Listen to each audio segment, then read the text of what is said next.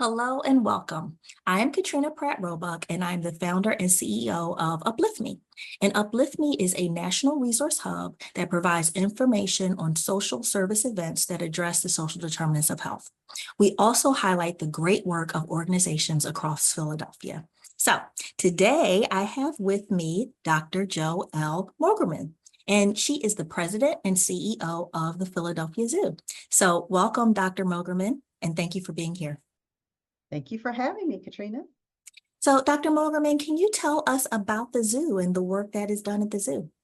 Oh, absolutely. So, your Philadelphia Zoo is a world leader in animal care, conservation, and education, connecting its guests in the community to the importance and value of wildlife for more than 100 years.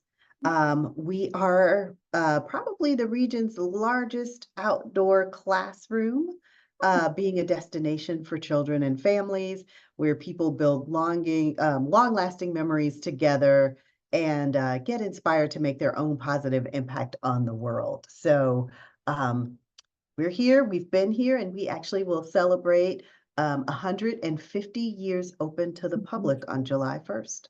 That's amazing. That's amazing. And I never heard of the zoo being characterized as the largest outdoor classroom. I think that's pretty cool.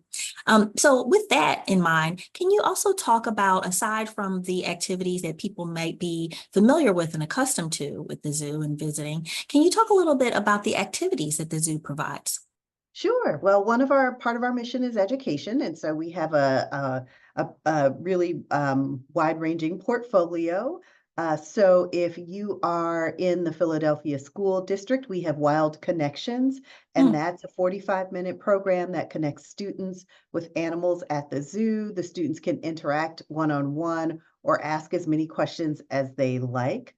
In addition to having a live component of that program, we also provide teachers with pre-lesson plans, activities, written lesson plans, post-visit activities that support the topic of the choosing of the live program.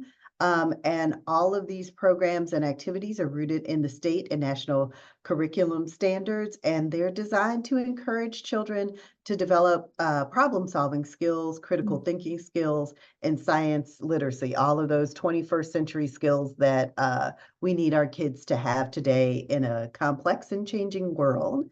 And then if you're in West Philadelphia, either you go to school in West Philadelphia or live in West Philadelphia, we have our West Philly Zoo Scholars program. Okay. And that's a high school program where you get hands-on experience in the zoological field. So we provide opportunities for them to act with our animal care professionals. We want to inspire their interest in zoological and conservation career fields. And we see these scholars as the next generation of leaders that will care and advocate for wildlife and wild places. So we're very excited to offer that program. Starts with high school sophomores and then follows them through their high school career off into actual college. We That's support them amazing. through that. Yeah, That's yeah. amazing. Can you talk about how many kids are in that program in a year? So we do a cohort model of about 25 Okay. students a year. So the kids in the program get free access to the zoo. They get stipends for being in the program. They get access to paid internships. There's a little bit of college tuition assistance. We do some off-site travel and experiences for them, behind the scenes with the zoo, Mm. and interaction with our fantastic animal care team. And then the other cool education program we have is called the Unless Contest. Okay. And the Albert M. Greenfield Foundation Unless Contest challenges students from across the region to participate in a year-long class focused Mhm. on conservation. So the students take a variety of different angles with it, but really they're developing advocacy campaigns and innovative solutions to make impactful changes on behalf of wildlife and habitats. And so this year, we have more than 800 students in Wow. K through 12 from 44 classes participate in the Wow. contest. And so they took action to protect 38 local species. They partnered with about 17 conservation and sustainability organizations. They reduced their own food waste in their schools, created pollinator corridors, and then engaged with others within their community, like other schools and businesses, to make changes to protect the planet. So that's about kids, doing what they can to be positive change agents in their community on behalf of wildlife. And so that's a really, really fun program that, again, schools can participate in. And then we do a lot of work in the community. Like I would say that's one of the pillars of the work we do. We're in West Philadelphia. We want to be excellent neighbors. Our nearest neighbors are Mantua, East Parkside, West Parkside, Parkside, Belmont, and the Centennial District. It's about 20,000 residents in this in that geography. And so we have created a variety of community access programs to allow greater access to the zoo. So we offer Title I field trips. So that means that if you're a school group within that area, you get free admission for your students to visit the zoo. And so applications for that free field trip open in fall of 24, usually around late August. So if there's any teachers or parents or students listening and you want to participate in that program, check out our website late August. And then we also give out free one-day zoo passes to local residents, neighborhood schools, admission-aligned organizations. And you can request those one-day free passes through our website. And then a really cool thing we have is neighborhood memberships. So we work with our local community-based organizations to offer 1,000 free Family Plus memberships to local families. Wow. And that has been very well received. And as a member, you can come to the zoo anytime you like. And just, come for memories, come to see your favorite animal, come to celebrate birthdays, whatever you want. So that is a really cool thing that we offer to our nearest neighbors that we're very, very excited about. So that is a lot of community engagement that I was not aware of that's happening through the zoo. And so just wanted to, you mentioned a number of programs, so just wanted to go back to a couple of them to ask about how folks access them. So for the West Philadelphia Scholars, how do kids access that program? So everything I mentioned is all on our website. Okay. So yeah, look under the education programs and you will see the West Philadelphia Scholars listed, the Unless contest listed, the Title I field trips will be there, the free one-day zoo passes. If you live like one of our nearest neighbors in one of those neighborhoods, there are a variety of different community-based organizations that are in your neighborhood that you can ask about the Family Plus memberships. Okay, that's great. Thank you. Thank you for stating that. So all of the things that you mentioned, folks will be able to go in to the website and find. So that's wonderful. Can you talk a little bit about perhaps something that you're looking forward to over the next 12 months that the zoo is currently in the process of undertaking? Yeah, so this is I'm new to the role, so I've only been here 8 months. But one of the things that we are doing is we're going to engage in a strategic planning process.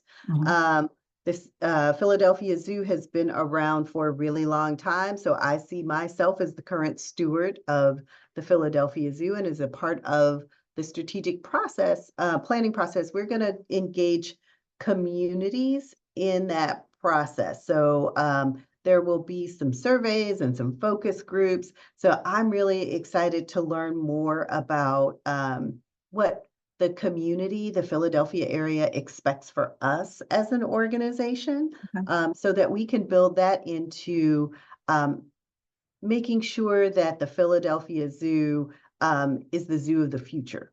Like we're 150 years old, but we want to be the zoo of the future and look to the future. So I want to make sure that all of the things that people love about the Philadelphia Zoo historically, we can pull that forward into our thinking about the Philadelphia Zoo of the future.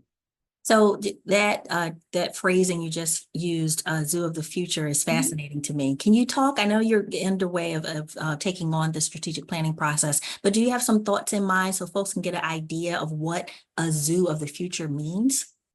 Oh, well, that's part of what I want the community to help us build, right? Is Okay. what the zoo of the future means. So, one of it, I would say part of it is looking at the kinds of experiences that we provide Okay. for our guest. Most people are really fascinated around the care that we provide for our animals. Like, how do we turn that inside out to give guests a sneak peek in terms of the science that goes into the care, as well as some of the art. Mhm. Our zookeepers are rock stars for this organization. You know, how do we make it clear if there are young people in the world who really love animals, who Mhm. want to work with animals, like what the pathways are to do that. Mhm. Some of that Mhm. is all about the zoo of the future. Also, I would say the other piece of that is helping people, no matter who you are, as our guest, understand that you can play a positive impact on wildlife and conservation. And so making sure that that really shows up well and you have an opportunity to practice and you feel empowered to do things in your own life to make sure that nature and wildlife thrive so that we can have a healthy planet for everyone. That's wonderful. Thank you. Mhm. So you have talked about a number of things that I personally didn't know that was happening at the zoo. And I'm wondering if there's anything else that you think the general public might not know about the zoo that you'd want folks to know. Yeah, so I'd say the thing that doesn't come out as strongly for a visit here is our conservation work. Okay. So we have been involved in we're currently involved in four major conservation efforts. One is a small primate called a golden lion tamarin. You can see that in our Rare Animal Conservation Center. Mhm. And so we have been a part of golden lion tamarin conservation for 20 years. Back in the 80s, the 1980s, there were less than 200 of these small monkeys living in the wild in Brazil. Okay. Conservation organizations partnered with other zoos, including the Philadelphia Zoo, and by breeding them in zoos, releasing them back out into the wild, there are now more than 2,500 golden lion tamarins in Wow. the wild in Brazil. That's Like, fantastic. that's a success Yeah. story. That is Absolutely. truly a success story. And Um, I'm sorry. With the oh, no, numbers that you had mentioned, would that have made that species endangered, the number that you mentioned? yes, they are. They are. Yep, Okay, they're are they still endangered at this current number or that's a not? good question. I think they probably are, but I'm not sure. But what there are different levels of endangerment, and we have Okay. turned the needle so that they may not be critically endangered. They may Mm, just be endangered now. okay, okay. Yeah. But the number, the population has multiplied tenfold. So Yeah, that's exactly, important. exactly, and that would not have happened without the Philadelphia Zoo's work in terms of breeding them Yeah, here at the Philadelphia Zoo. yeah. Um, and then I would say that another one is that we partner with an organization called the New Nature Foundation, Okay. and they work to conserve wild animals and wild places through education and empowerment, um, and really working with local communities on this work. So right now we're working on working with them to protect Kibale National Park in Western Uganda. Mm, So that relates to primates mm, in particular. So that's really cool. And then another story similar to the golden lion tamarins are Rodriguez fruit bats. Rodriguez fruit bats, to me, they're very cute. They look like dogs, but they're very large fruit bat. They're a very okay. large bat. And so we were Mm, one of the first zoos to begin to breed that endangered fruit bat. And again, a conservation success story. We've worked with in-field conservation partners to increase those numbers in the wild. So there were less than 100 in 1970. Now they're more than 20,000. wow. And That's then I'd say amazing. finally, Mhm. like amphibians, some of the creatures that like bats and amphibians, people go, I don't know. But we have supported a conservation organization, Zoo Amaru, Mm, and it breeds endangered frogs and reintroduces them to the wild. And again, building in community into their process and commitment for that region's biodiversity. mm, So that's really important frogs in many places are sort of the canary in the coal mine. Okay. And so when frog populations are healthy, that means the environment is a little more stable and healthy. So we're proud of all of that conservation work. And most of people don't realize that we're doing that work out in other countries.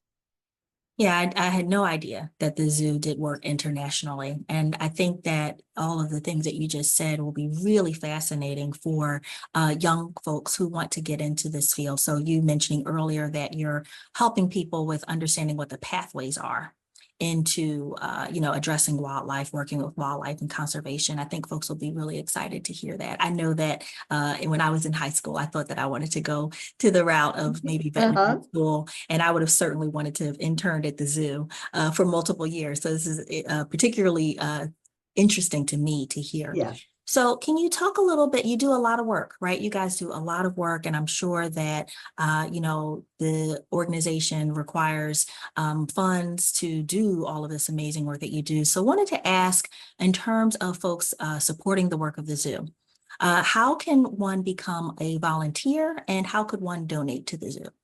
Oh, great question. So we are a 501c3. And so you can support the zoo by visiting. Any zoo visit you have, any purchasing or spending you do with us helps to support the organization.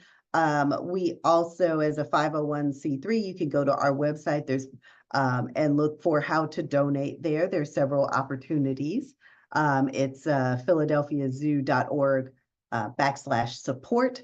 And then we also have all of our volunteer opportunities on our website as well. So we have volunteer educators, we have volunteers for all sorts of things, and you can go to our website and see what opportunity might work best for you, given the time you have to give to us. So all of those are ways to support the zoo. Okay, thank you. Thank you very much. And so we will also include this information in the notes at the bottom of this video. And I just want to say thank you very much for spending time with us today, and for also all the work that you and your staff do. Thank you. Thank you.